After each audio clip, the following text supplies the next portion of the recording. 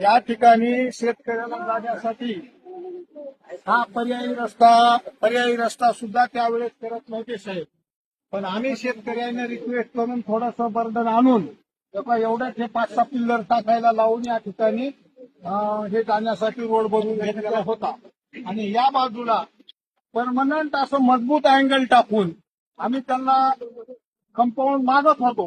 पण त्यांनी म्हणले की काही आवश्यकता नाही, तर काही जास्त रहदारी नाही, वाहन जाणार नाही, म्हणून या कॉन्क्रीटमध्ये थोडेसे प्लेट घालून त्याला थातूर मातूर वेल्डिंग मारून पैप असे आम्हाला बोलले. माझं विनायक लक्ष्मणराव पाटील, मी या ठिकाणून जाणारा शेतकरी आहे. आणि या पुलावरून दररोज ये जा करणारे कमीत कमी 300 शेतकरी या ठिकाणाहून जातात. तर हे पूर्ण पाण्यामध्ये एकाच पाण्याला कडडडड असा आवाज येऊन पूर्ण गुंतून सगळं खाली गेलं वाहून. तर या ठिकाणी बनसोडे साहेबांना जातीनं लक्ष देऊन या ठिकाणी हे काम केलं पाहिजे पूर्ण आणखीन डबल. आता सध्या रस्ता बंद आहे.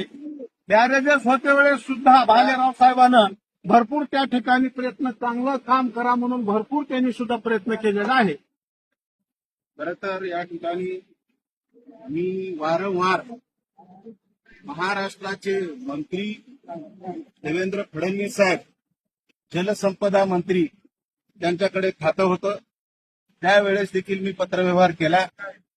तत्कालीन मंत्री संजय बनसोडे यांनी कशा पद्धतीचा उदगीर मतदारसंघामध्ये भ्रष्टाचाराचा हैदोस मातवलेला आहे याचं जिवंत उदाहरण मी त्या ठिकाणी माझ्याकडे लेखी स्वरूपामध्ये पत्रव्यवहार केलेला आहे, ऑनलाईन केलेला आहे, ऑफलाईन केलेला आहे. एवढंच नाही तर शेवटी सरकार मायबाप त्या ठिकाणी ऐकायला तयार नव्हतं. शेवटी हे तिरू नदीचं प्रकल्पाचं बोगस काम, जुने रिपेअरिंगचे जुने असलेले जे बॅरेजेस होते त्याला नवीन कोल्हापुरी धर्तीवर ऑटोमॅटिक बॅरेजेस म्हणून असे हे सांगाडे उभा केले. आणि हे बोगस काम आज तुम्ही या ठिकाणी पाहताय. बेलसंगवी या गावावर या ठिकाणी हे बॅरेजेस निर्माण झालेलं आहे.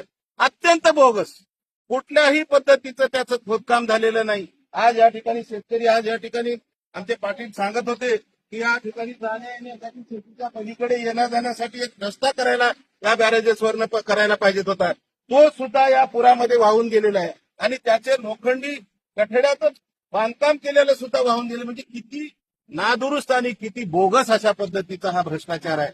आणि ह्या बोगस पद्धतीचा भ्रष्टाचार म्हणजे या ठिकाणी थातूर मातूर चुना लावण्याचं काम या तिरू नदीवरच्या जवळपास 7 बॅरेजेस अशा पद्धतीने या ठिकाणी उभा केलेले आहेत.